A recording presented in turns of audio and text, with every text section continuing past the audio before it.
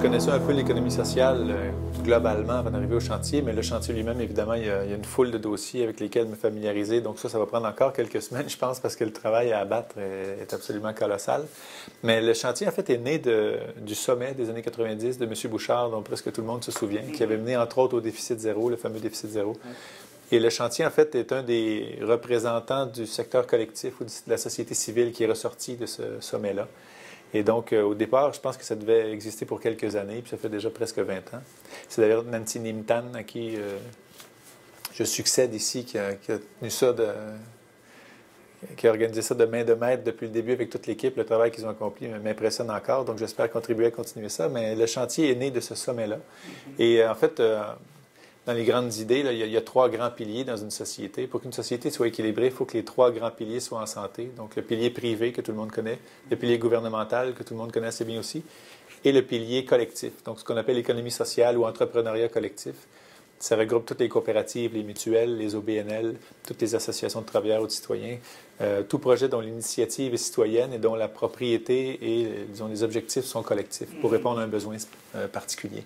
Donc, l'économie sociale, c'est quand même énorme au Québec. Là. Les gens ne le soupçonnent pas tout le temps, mais c'est... Et là, les chiffres que je vais mentionner là sont déjà un peu vieux parce que ça date dans certains cas de 2002, mais c'est plus de 35 milliards du PIB québécois. Donc, ça en fait un des plus grands secteurs économiques. C'est plus grand que la construction et les mines mises ensemble. Donc, c'est quand même immense au Québec. D'ailleurs, le Québec, en partie grâce au chantier d'économie sociale, est devenu un leader mondial dans le domaine. Et dans plusieurs pays du monde, ils utilisent le cas québécois comme exemple à reproduire. On va d'ailleurs accueillir l'an prochain, ici à Montréal, le Forum international sur l'économie sociale. Il va se tenir à Montréal à l'automne 2016. Donc, Montréal et le Québec, en fait, sont vraiment des plaques tournantes de l'économie sociale dans le monde. Puis, vous le mentionnez, peut-être on peut commencer avec ça dans l'historique. Ça nous situe un peu le chantier de l'économie sociale est né suite au sommet de 96, vous l'avez mentionné, qui a mené au déficit zéro. C'est un peu l'austérité avant l'heure, si on veut. Aujourd'hui, on est dans un contexte d'austérité de nouveau. C'est un peu la même logique de réduction des dépenses sociales de l'État. Comment est-ce qu'on peut faire le parallèle, disons, en termes de contexte politique au niveau québécois entre le milieu des années 90 puis le milieu des années 2010? Bien, il y a une préoccupation du pilier gouvernemental quant aux finances publiques. Ça, c'est un parallèle assez clair. Donc, on veut réduire le déficit et revenir à des finances de l'État qui sont équilibrées. Puis ça, personne ne devrait s'opposer à ça, en fait. La méthode pour y arriver et la vitesse à laquelle on y arrive, par contre, peuvent avoir des conséquences si on pousse un peu trop vite. Et ça, j'espère que ce sera évité, s'il est encore temps de l'éviter.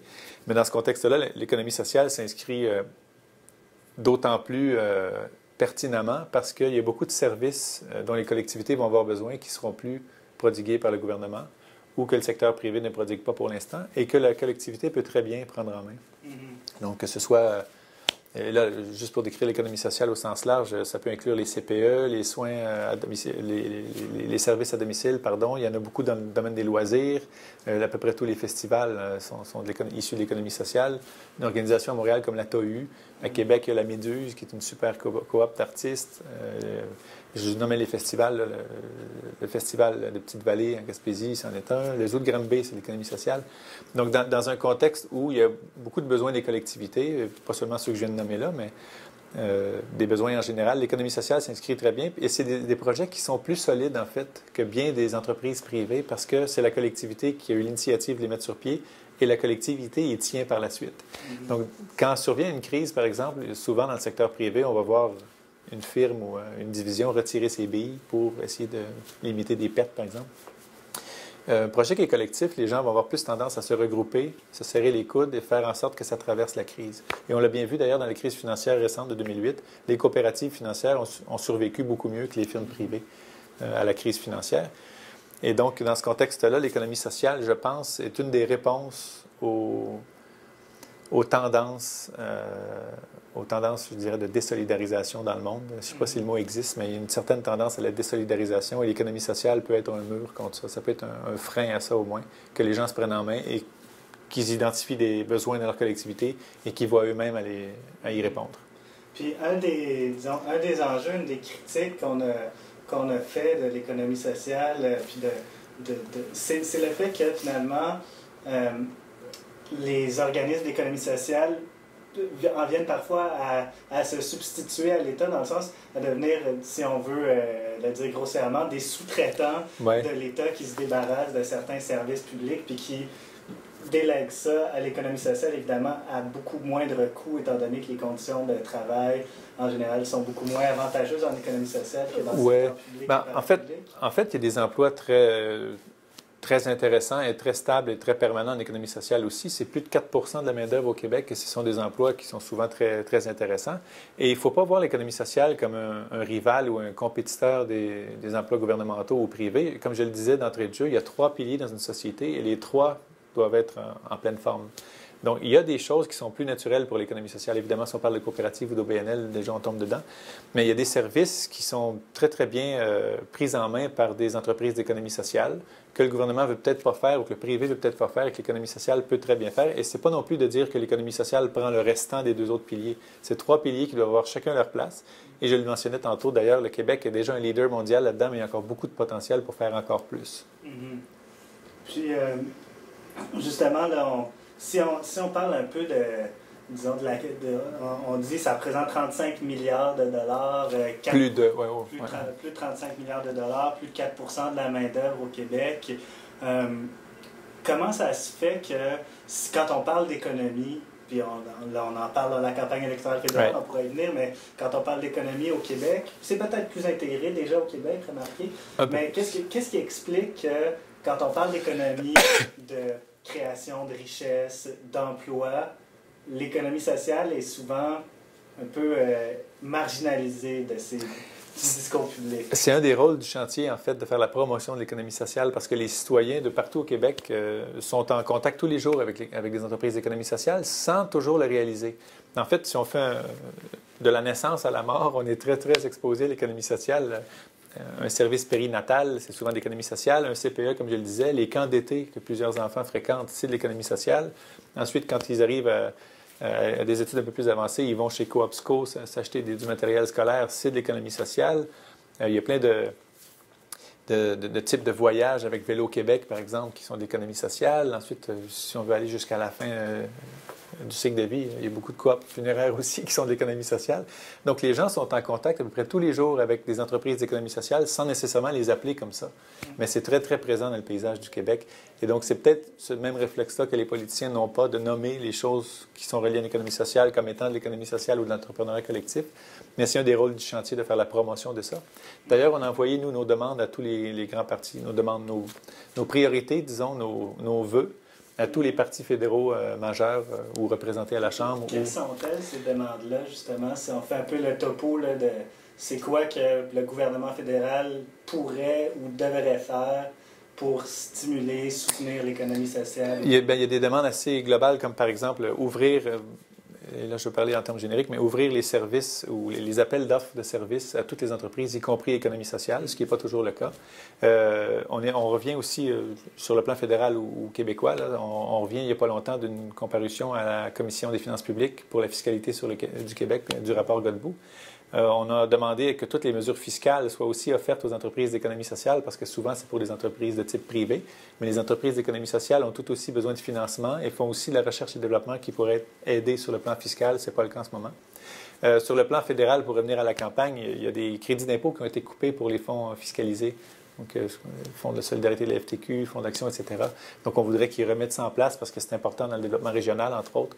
Donc, il y a plusieurs demandes qui ont été faites aux partis qui ne sont pas des demandes exorbitantes, ni des demandes absolument spectaculaires, mais qui remettent en fait en contexte l'importance de l'économie sociale et qui font que les gouvernements ou le gouvernement à venir va reconnaître cette importance-là et appuyer l'économie sociale un peu plus que ça se fait actuellement. Mm-hmm.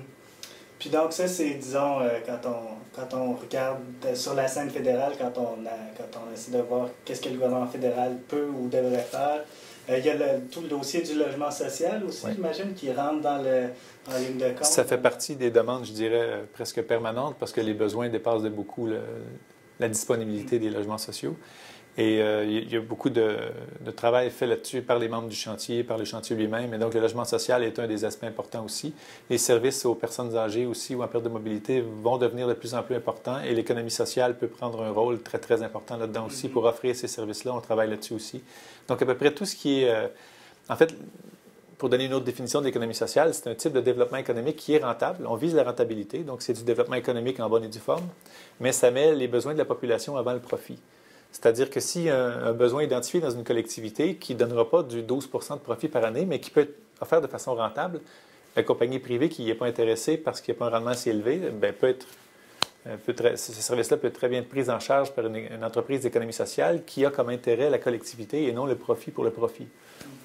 Ça peut aussi éviter, par exemple, que des entreprises qui sont rentables soient déplacées à l'extérieur du Québec parce que la compagnie privée veut avoir un demi% de plus de rendement, par exemple. Donc, les employés d'une compagnie peuvent très bien reprendre une shop en bon français qui va bien, mais qui est menacée d'être déplacée, peuvent la reprendre sous forme collective, conserver tous les emplois et en même temps régler le problème de la relève, parce qu'une coopérative de travailleurs, la relève est continue et automatique. Donc, il y a plusieurs façons de voir positivement cette contribution-là de l'économie sociale au développement économique du Québec, parce qu'en bout de ligne, c'est du développement économique, culturel et social, mais ça demeure du développement et c'est rentable, très rentable pour le Québec. Puis, il y a 3 ans, il y avait le sommet international des coopératives qui se tenait au Québec. De l'économie sociale, en fait. C'était le forum. Le FIES? Il y avait aussi un forum sur l'économie sociale, mais il y avait le sommet international des coop. Oui, il y a les coop qui se tiennent. C'est des journées qui se tiennent régulièrement. Je pensais que tu parlais du FIES. Non, c'est ça, mais là, je parle du forum de 2012. Ricardo Petrella, qui était l'invité d'honneur, disons, de ce forum-là, dans son discours d'ouverture, avait souligné l'importance de faire attention à ce que l'économie sociale, il parlait plus spécifiquement des coopératives, mais que l'économie sociale demeure une économie distincte de l'économie de marché capitaliste et de l'économie d'État, si on veut. C'est-à-dire, est-ce qu'il n'y a pas un danger dans le contexte, puis on l'a vu après, depuis 1996, justement, une espèce d'intégration d'un certain nombre de valeurs d'entreprises plus classiques au sein du mouvement d'économie sociale.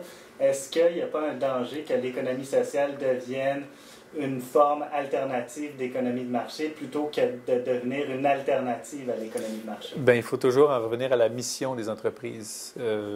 Les entreprises privées, leur mission, c'est de donner du rendement aux actionnaires. Les entreprises collectives, leur mission, c'est de répondre à un service ou à un besoin donné dans une collectivité.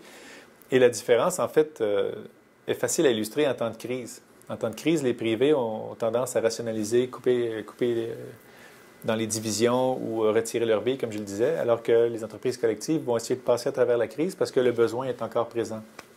Et donc, dans les temps de crise, on peut facilement distinguer, je pense, les entreprises collectives des entreprises privées à but ou à finalité sociale. Évidemment, on encourage les deux. Si une entreprise privée veut mettre sur pied un projet qui bénéficie à une communauté, c'est tant mieux. Mais je pense qu'il faut garder la distinction entre l'économie collective, donc l'économie sociale, et les entreprises privées qui ont un volet social dans ce qu'elles font, par des voies de commandite ou par des projets spécifiques. Je pense qu'il y a une bonne différence. Et il y a une bonne question qu'on pourrait poser aussi à ces projets-là. Si on leur disait que tout ça serait fait de façon anonyme, est-ce que les projets iraient de l'avant quand même? Dans un contexte collectif, il va falloir parier que le projet irait de l'avant quand même parce que ça répond à un besoin de la communauté.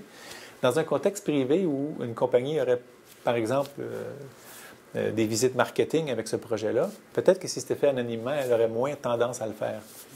Donc, c'est une autre façon de distinguer peut-être entre ces deux types d'économie de développement-là qui a un volet social. Donc, l'économie collective est vraiment, je pense, distincte.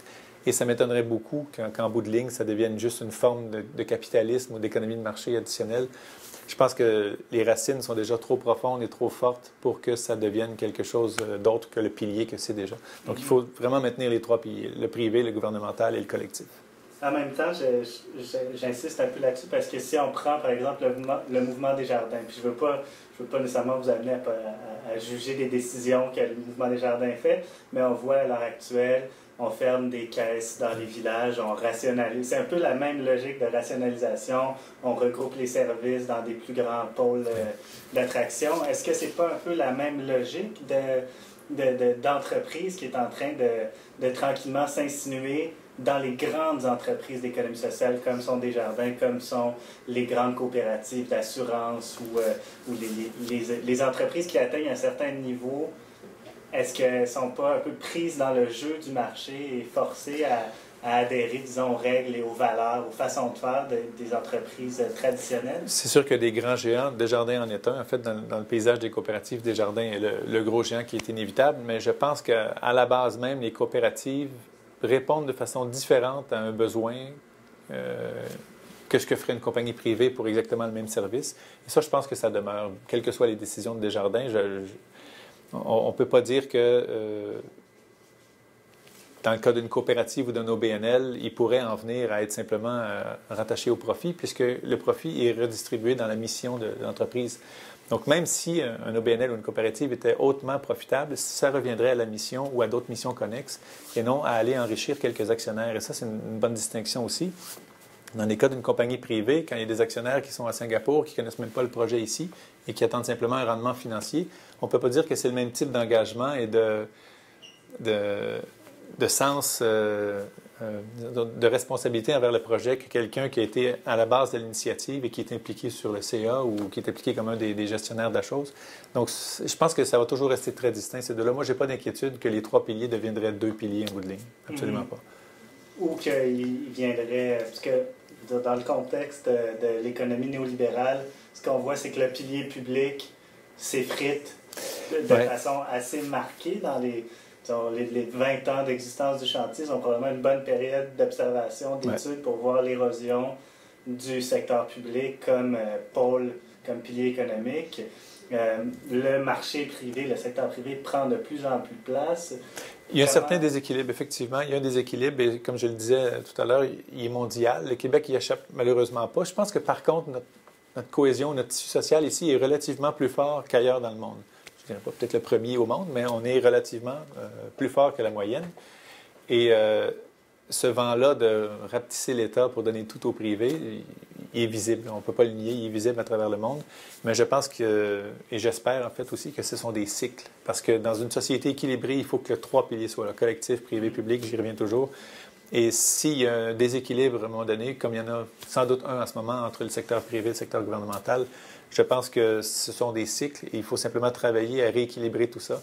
Et l'économie sociale, comme je le disais, au Québec, on est déjà à l'avant-plan de ça sur la planète, mais il y a encore un potentiel immense. On pourrait multiplier déjà les activités qu'on fait. Ouais. Mm-hmm. Puis vous mentionniez, à titre de comparaison, le secteur de la construction, le secteur des mines.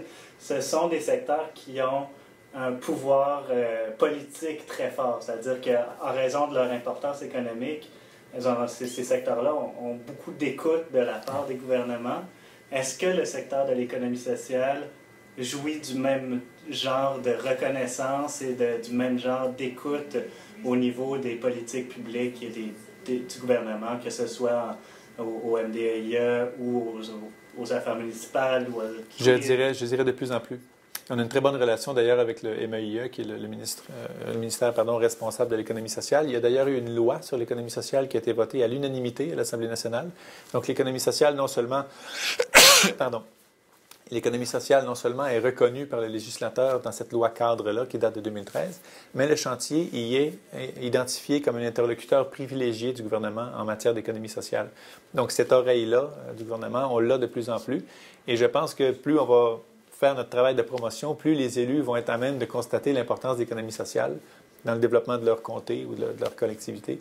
Et je pense que la tendance est vraiment dans le bon sens là-dessus. Malgré le contexte actuel où on coupe un peu partout, je pense que l'économie sociale est relativement bien protégée là-dedans et l'écoute du gouvernement, à mon sens, est pas mal bonne.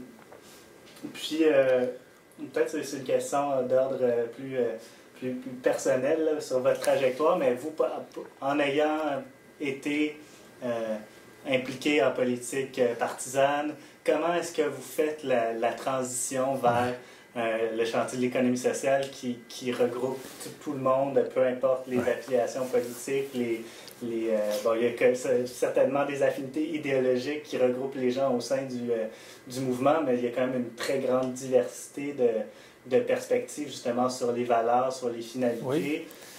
Et c'est bien que ce soit comme ça, en fait. Le chantier est évidemment apolitique dans le sens partisan, c'est apolitique. Par contre, c'est un organisme très politique, mais dans le sens de politique publique. Les Anglais ont 2 mots pour ça, d'ailleurs. C'est peut-être plus efficace, policy et politics, c'est distinct.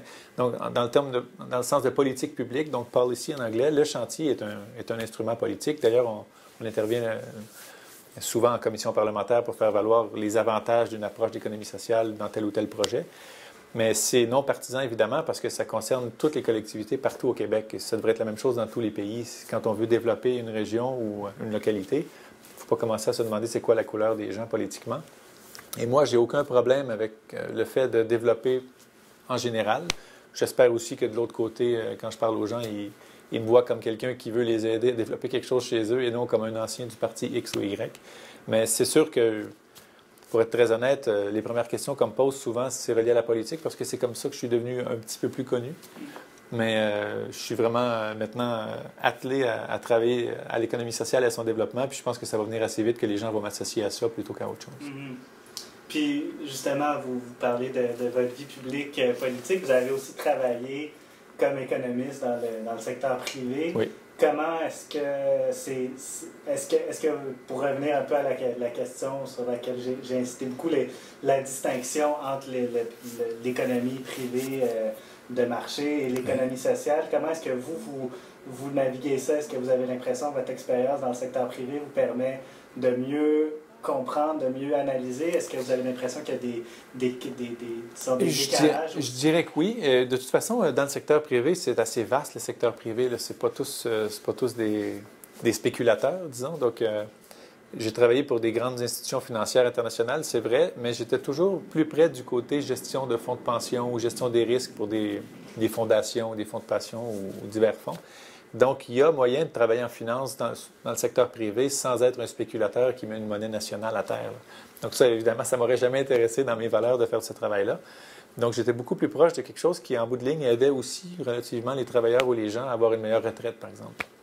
Et donc, je trouve que c'est une continuité assez intéressante entre ça et faire de l'économie sociale où on a aussi à cœur le bien-être des collectivités et des populations qui les habitent. Donc, moi, je ne vois pas de contradiction entre mon parcours privé, mon parcours public quand j'étais député et mon parcours actuel. Et je vous dirais que le boulot qui, à mon sens, ressemble le plus à mes valeurs fondamentales et personnelles, c'est celui-ci. C'est celui de faire du développement économique, social et culturel, mais qui place la population avant le profit.